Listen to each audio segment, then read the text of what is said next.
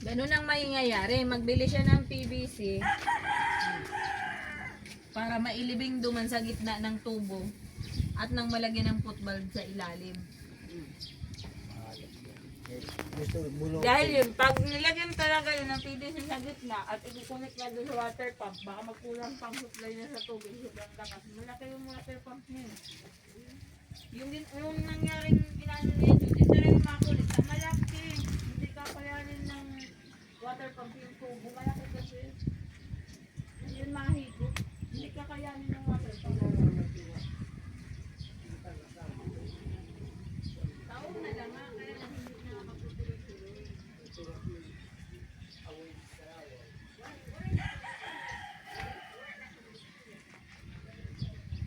Mabili nga dyan ng tubo na mas maliit.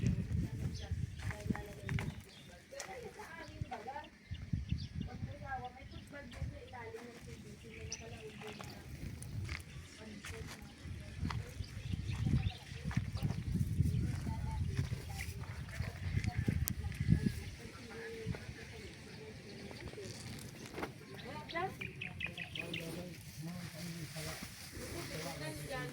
Ano sana kasi